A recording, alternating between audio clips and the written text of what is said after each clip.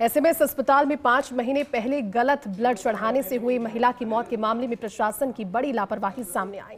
High level committee ने जांच में घटना के पीछे ब्लड बैंक प्रबंधन को सीधे जिम्मेदार माना। साथ ही कहा कि काफी गंभीर स्थिति होने के बावजूद वार्ड से लेकर ब्लड बैंक में निर्धारित प्रोटोकॉल का पालन किया ही नहीं गया। नतीजन महिला मरीज समय से पहले मौत का ग्रास बन गई। देखिए रिपोर्ट। ये है प्रदेश का सबसे बड़ा एसएमएस अस्पताल। कई तरह के कीर्तिमान स्थापित करने वाले इस अस्पताल की अब प्रशासनिक लापरवाही के चलते साख लगातार गिरती नजर आ रही है। ताजा मामला मई 2025 में गलत ब्लड चढ़ने से हुई 23 वर्षीय चैना देवी की मौत से जुड़ा है, जिसकी जांच रिपोर्ट ने पूरे अस्पताल प्रशासन की व्यवस्थाओं पर सवाल खड़े किए हैं। चिकित्सा मंत्री गजेंद्र सिंह खींवसर को सौंपी गई रिपोर्ट में साफ कहा गया है कि ब्लड बैंक के स्तर पर स्टैंडर्ड प्रोटोकॉल फॉलो नहीं किया गया। जिम्मेदारों ने ना तो रिवर्स मेथड से ब्लड ग्रुप की जांच की और ना ही फॉर्म में जिक्र करना मुनासिब समझा। सिर्फ फॉरवर्ड मेथड के आधार पर ही महिला के ब्लड ग्रुप को ए पॉजिटिव माना गया। जांच में ये भी पाया गया कि सैंपल वाइल चेंज होने से महिला को बी पॉजिटिव के बजाय ए पॉजिटिव ब्लड चढ़ा। हालांकि रिपोर्ट के मुताबिक महिला मरीज को काफी गंभीर हालत में एसएमएस लाया गया था। टीबी एनीमिया से जूझ रही 5 माह की गर्भवती महिला का गर्भस्थ शिशु पेट में ही दम तोड़ चुका था, लेकिन फिर भी ब्लड बैंक के स्तर पर हुई लापरवाही को भी मौत के लिए जिम्मेदार माना गया है। टोंक के निवाई निवासी 23 साल की महिला को 12 मई 2025 को एसएमएस की इमरजेंसी से भर्ती करवाया गया। तब महिला को बुखार, सांस लेने में दिक्कत और चेस्ट इन्फेक्शन की शिकायत थी। जांच में टीबी की भी पुष्टि हुई। डॉक्टरों के मुताबिक यूनिट 7 में भर्ती महिला को शुरू से ऑक्सीजन सपोर्ट पर रखा था। ज्यादा हालत बिगड़ने पर महिला को बाईपेप पर रखा गया। बाईपेप पर भी स्थिति में सुधार नहीं आया तो महिला को 15 मई को वेंटिलेटर पर लिया गया। इस दौरान गर्भवती के पेट में ही बच्चे की मौत हो गई, जिस पर डॉक्टर्स ने दवाई देकर मृत बच्चे को बाहर निकाला।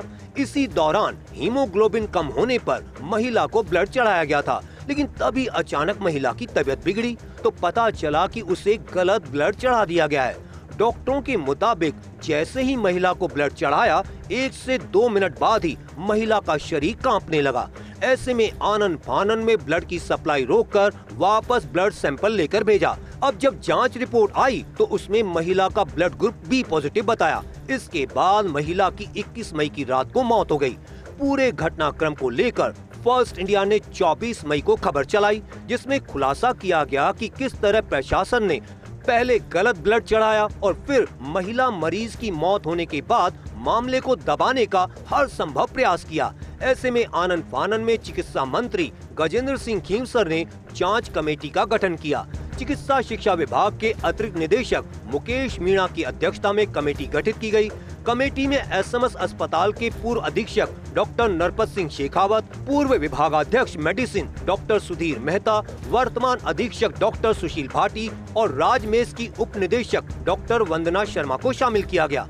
एसएमएस में मई 2025 के प्रकरण की जांच रिपोर्ट में खुलासा हुआ है कि जिंदगी मौत से जूझती महिला को पुरुष मरीज के ब्लड सैंपल जांच के आधार पर ब्लड चढ़ाया। मृतक महिला 23 वर्षीय चैना देवी के 18 और 21 मई 2025 को सैंपल निकाले गए। 18 मई को ब्लड बैंक की लापरवाही के चलते किसी पुरुष मरीज के सैंपल से महिला का ब्लड सैंपल चेंज हो गया। इसी गफलत के चलते बी पॉजिटिव के बजाय महिला को ए पॉजिटिव ब्लड चढ़ा दिया गया। खुद एफएसएल की जांच में पहले ब्लड सैंपल के किसी पुरुष मरीज के होने की पुष्टि हुई। जांच रिपोर्ट आने के बाद अब चिकित्सा शिक्षा विभाग के स्तर पर जिम्मेदारी तय की जा रही है। वार्ड से लेकर ब्लड बैंक में जिन जिन लोगों की लापरवाही रही उन पर कार्रवाई की तैयारी चल रही है।